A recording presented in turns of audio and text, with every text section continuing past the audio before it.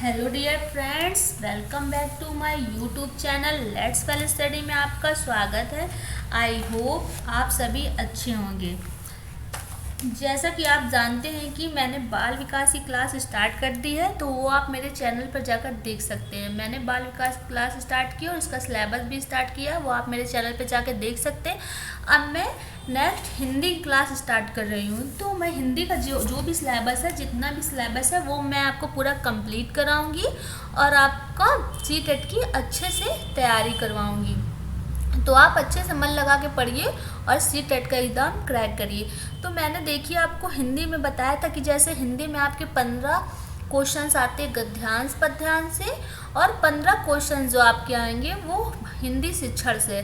तो हिंदी के जो गद्यांश पद्यांश होते हैं उसके क्वेश्चन तो काफ़ी लेंथी होते हैं, पर उसी में उसके आंसर्स होते हैं, तो वही आपको देखकर उसे सॉल्व करना होता है। तो जो आपका क्वेश्चंस होंगे वो बहुत ही आसान होगा, उसमें आप 12 मार्क्स तो आराम से ला सकते हैं। उसके बाद आपका हिंदी शिक्षण है, हिंदी शिक्षण में भी आपके 15 क्वेश्चंस आते हैं, तो हिंदी शिक्षण से भी आप 12 मार्क्स का आसानी से ला सकते हैं। चलिए दोस्तों, तो हम लोग देखते हैं हमारा हिंदी का फर्स्ट टॉपिक क्या है।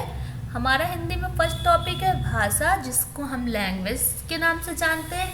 तो इसमें चलिए दोस्तों हम देखते हैं कि भाषा किसे कहते हैं। भाषा क्या है?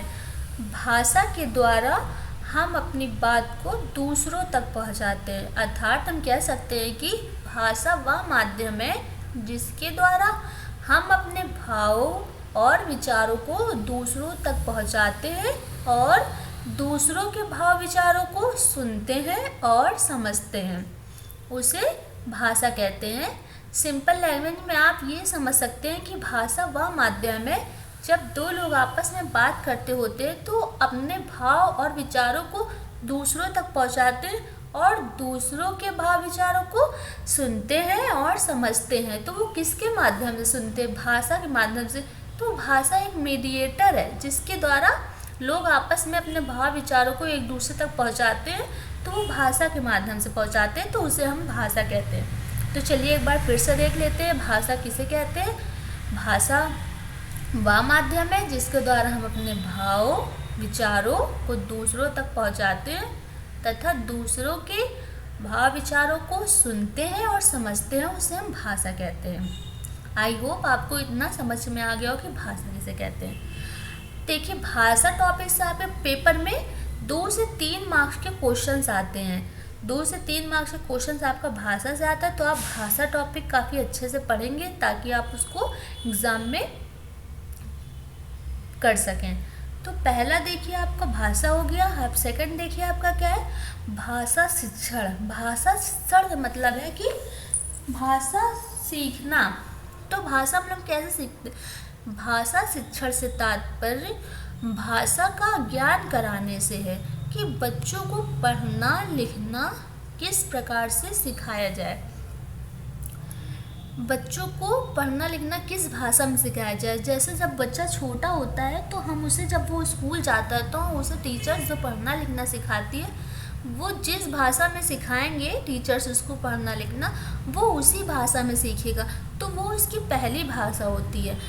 वो जिस भाषा में पढ़ना लिखना सीख सकता है, सीखेगा, वह उसकी प्रथम भाषा कहते हैं। मतलब जब बच्चा स्टार्टिंग में स्कूल जाएगा, जब स्कूल जाएगा तो वो उसको टीचर्स जिस लैंग्वेज में उसको पढ़ना या लिखना सिखाएंगे उसको प्रथम भाषा कहेंगे, वो उसकी प्रथम भाषा होगी। आई होप इतना आपको समझ में होगा, एकदम सिंपल है। चलिए फिर से एक बार हम लोग देखते हैं। जब बालक विद्यालय जाता है तो वह जिस भाषा में पढ़ना लिखना प्रारंभ करता है वह उसकी प्रथम भाषा होती है। नेक्स्ट देखिए हम लोग, नेक्स्ट पॉइंट क्या है, जब बालक अपने भाव विचारों को अभिव्यक्त करता है तो उसकी प्रथम भाषा जो होगी वो सांकेतिक भाषा होगी। अब चलिए इसको हम लोग इसको समझते हैं, सांकेतिक भाषा क्या होती है। यानी कि जैसे जब बालक बड़ा होगा, मतलब बच्चे बड़े होंगे, तो उन्हें धीरे धीरे उनके भाव को और विचारों को, वो अपने भाव को और विचारों को अभिव्यक्त करेंगे।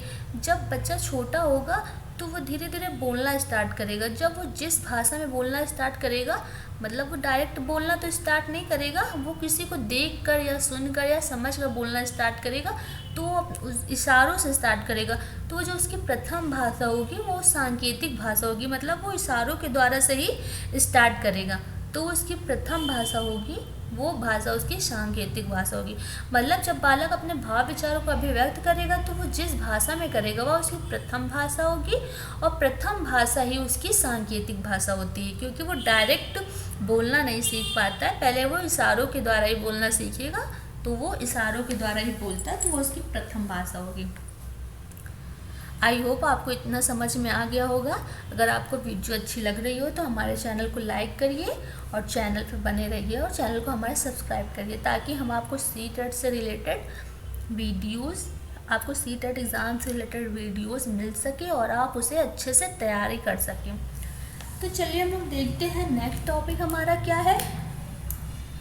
व्यवहार में परिवर्तन। देखिए, बच्चों का सबसे ज़रूरी इम्पॉर्टेंट है व्यवहार में परिवर्तन। उन्हें व्यवहार में परिवर्तन किस प्रकार वो कर सकते हैं? पूर्व ज्ञान को संशोधित व परिमार्जित करके नए ज्ञान पाने की इच्छा जगाना। मतलब जो बच्चों को पूर्व ज्ञान होगा, उस ज्ञान को उसको संशोधित करेंगे और उसको परिमार्जित करेंगे। परिमार्जित करके वो एक नए ज्ञान पाने की कोशिश करेंगे, अपने नए ज्ञान पाने की इच्छा जगाएंगे, तो वो बच्चों के व्यवहार में परिवर्तन के कारण ही संभव हो पाता है। नेक्स्ट पॉइंट हम लोग देखते हैं, संप्रेषण। संप्रेषण क्या है? भाव विचारों के आदान प्रदान की प्रकृति संप्रेषण कहलाती है। जब हम अपने भाव को, विचारों को प्रकट करेंगे तो वह प्रकृति क्या कहलाएगी? संप्रेषण। मतलब संप्रेषण मतलब आदान प्रदान, भाव विचारों का आदान प्रदान जो होता है वो संप्रेषण कहलाता है। आई होप आपको समझ में आ गया इतना। चलिए हम लोग नेक्स्ट टॉपिक की ओर चलते हैं। हमारा नेक्स्ट टॉपिक क्या है? भाषा शिक्षण के सिद्धांत। भाषा शिक्षण के सिद्धांत में देखिए क्या होता है, वे नियम जिनके द्वारा हम भाषा को सरल व रोचक बना सकें। मतलब भाषा शिक्षण का सिद्धांत में ये है कि जैसे हम हमारी जो भाषा है उसको हम सरल बना सके, ताकि हम उसे समझ सके। सरल व रोचक बनाएंगे तो हम उसे अच्छे से समझ पाएंगे। तो उसमें चलिए देखते हैं कि हमारा फर्स्ट पॉइंट क्या है, अनुकरण का सिद्धांत। आप समझते हैं कि अनुकरण किसे कहते हैं? अनुकरण, बच्चे में सबसे ज़्यादा भाषा अनुकरण द्वारा ही जल्दी सीखते हैं। जो बच्चे होते हैं वो सबसे ज़्यादा भाषा का अध्ययन अनुकरण के द्वारा ही करते हैं। बच्चे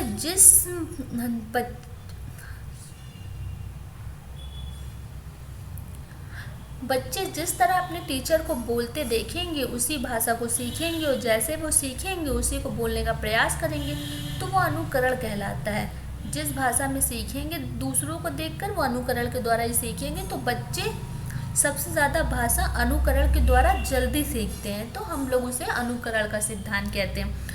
नेक्स्ट देख लेते हैं हम लोग किसे कहते हैं, अनुबंध का सिद्धांत। अनुबंध का सिद्धांत, और या तो हम इसे सहचर्य का सिद्धांत भी कह सकते हैं। अनुबंध के सिद्धांत में देखिए क्या होता है।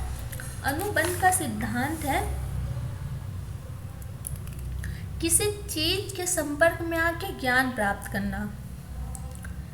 किसी चीज के संपर्क में, जब बच्चा किसी चीज के संपर्क में आएगा तो वहाँ से उसको ज्ञान प्राप्त होगा। जब उसको ज्ञान प्राप्त होगा तो उसे हम किसके अनुबंध के द्वारा उसको ज्ञान प्राप्त होगा, तो हम उसे कहेंगे अनुबंध का सिद्धांत। आई होप आप लोगों को इतना समझ में आ गया होगा।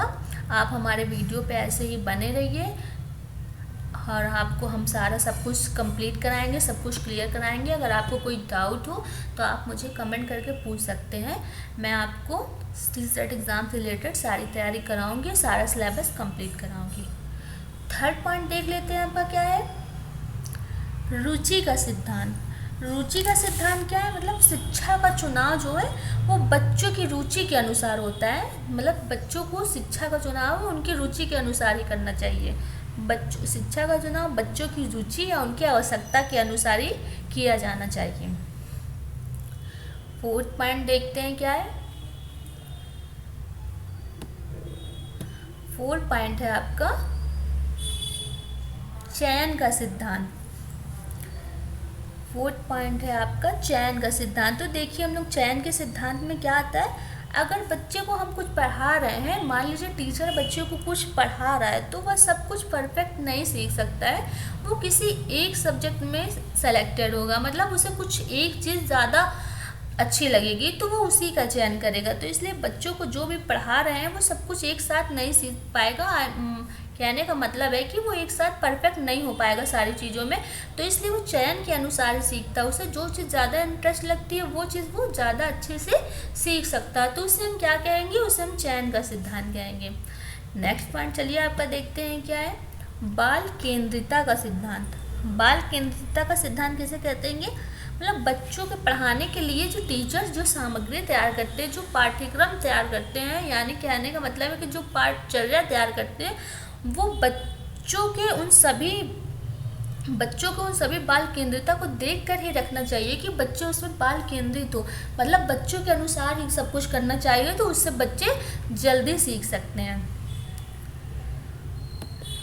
नेक्स्ट पॉइंट आपका क्या है, परिपक्वता का सिद्धांत। परिपक्वता जैसे आपकी जानते हैं, परिपक्वता किसे कहते हैं, मैच्योरिटी। जैसे बच्चा जितना मैच्योर होगा वो चीज़ उतनी अच्छी मैच्योरिटी उसमें होगी। तो कुछ बच्चे होते हैं जैसे जिनमें मैच्योरिटी कम होती है, मान लीजिए कहने का मतलब कि जैसे टीचर्स है बच्चों को पढ़ा रहे हैं, तो उन सारे बच्चों में से कोई बच्चा ज़्यादा मैच्योर होगा, ज़्यादा परिपक्व होगा, तो वो चीज़ को ज़्यादा अच्छे से समझेगा, तो उसमें मैच्योरिटी ज़्यादा होगी। यही अगर ले लीजिए कोई बच्चा अगर उसे वो चीज़ में ध्यान नहीं लगा रहा, उसमें मैच्योर नहीं है इतना, वो उसे कम समझ पा रहा है, तो उसमें मैच्योरिटी नहीं है। तो जिन बच्चों में जो बच्चे ज़्यादा मैच्योर होते हैं उन्हें मैच्योरिटी होती है, उसे मैच्योरिटी को हम ही परिपक्वता कहते हैं, उसे ही हम परिपक्वता का सिद्धांत कहते हैं। आई होप इतना आपको समझ में आ गया होगा जितना मैंने आपको पढ़ाया है। अगर आपको कोई भी डाउट हो तो आप मुझसे पूछ सकते हैं। आप ऐसे ही वीडियो पाने के लिए हमारे चैनल पे बने रहें और हमारे चैनल को लाइक करें। चैनल पर नए हो तो हमारे चैनल को सब्सक्राइब करें, आपको सीटेट एग्ज़ाम से रिलेटेड सारे वीडियोस मिलते रहेंगे। नेक्स्ट पॉइंट आपका देखिए क्या होता है, अभिप्रेरणा का सिद्धांत। अभिप्रेरणा का सिद्धांत जानते हैं, अभिप्रेरणा से क्या मतलब है, मोटिवेशन। मान लीजिए बच्चा जब स्कूल में पढ़ाई करता है और पढ़ाई करने में ज़्यादा मन लगाता है, जब वो ज़्यादा मन लगाएगा पढ़ने में तो उसके मार्क्स, जब पेपर होगी एग्ज़ाम होगी तो उसके मार्क्स भी अच्छे आएंगे। जब उसके मार्क्स अच्छे आएंगे तब वो पढ़ने में, जब वो मार्क्स अच्छे आएंगे तो वो अपने घर में जाकर अपने मम्मी पापा से बताएगा कि पापा देखिए मेरे इस सब्जेक्ट में इतने अच्छे मार्क्स आए। तो उनके पापा बोलेंगे बेटा वाह तुम बहुत अच्छे मार्क्स लाए हो, तो उनके पापा उसे मोटिवेट करेंगे। तो जिसे मोटिवेट करना होता है उसे हम अभिप्रेरणा का सिद्धांत कहते हैं, तो उसे हम अभिप्रेरणा का सिद्धांत कहेंगे। नेक्स्ट पॉइंट आपका देख लीजिए क्या होता है, जीवन समन्वय का सिद्धांत। जीवन समन्वय का सिद्धांत से मतलब है बच्चों से है, मतलब बच्चों का जो जीवन समन्वय का सिद्धांत होता है उसे हम बच्चों के जीवन से है।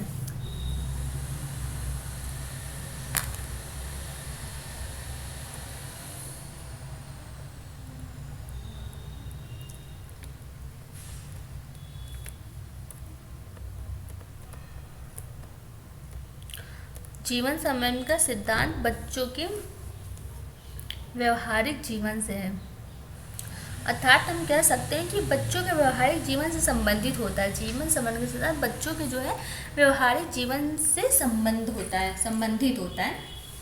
नेक्स्ट टॉपिक चलिए देखते हैं क्या है, व्यक्ति विभिन्नता का सिद्धांत। व्यक्ति विभिन्नता का सिद्धांत से देखिए आप क्या समझते हैं, व्यक्ति विभिन्नता का सिद्धांत किसे कहते हैं, मतलब कि जैसे मान लीजिए कि हर बच्चे में अलग अलग क्वालिटी होती है, भिन्नता होती है, सारे बच्चे एक जैसे नहीं होते। कोई बच्चा है जैसे किसी बच्चे को पढ़ाया गया, किसी बच्चे में वो गुण क्वालिटी ज़्यादा होती है, वो जल्दी समझ जाते हैं, किसी बच्चे में वैसी क्वालिटी नहीं होती है, सब में अलग अलग गुण होते हैं, तो कोई बच्चा उसे जल्दी समझ नहीं पाता है, इसलिए उसे व्यक्तिगत विभिन्नता का सिद्धांत कहते हैं। व्यक्तिगत विभिन्नता को ध्यान में रख के ही हमें बच्चों का शिक्षण कराना चाहिए। ओके, तो तो आई होप आप सभी को समझ में आया होगा। जितना मैंने आपको सब कुछ पढ़ाया इतना आपको क्लियर हो गया। अगर आपको कोई डाउट हो तो आप कमेंट करके मुझसे पूछ सकते हैं। तो ये आपका हिंदी का सिलेबस मैंने स्टार्ट कर दिया है। तो आपका ये फर्स्ट टॉपिक हो गया भाषा शिक्षण के सूत्र, और उसके बाद है भाषा शिक्षण के सिद्धांत। अब ऐसे ही मैं आपका नेक्स्ट वीडियो हिंदी का अपलोड करूँगी, तो आप वो देख सकते हैं और अच्छे से आप पढ़ाई करिए ताकि आपकी सीटेट में अच्छे से मार्क्स आ सके। चलिए अब नेक्स्ट वीडियो में मिलते हैं। Take care.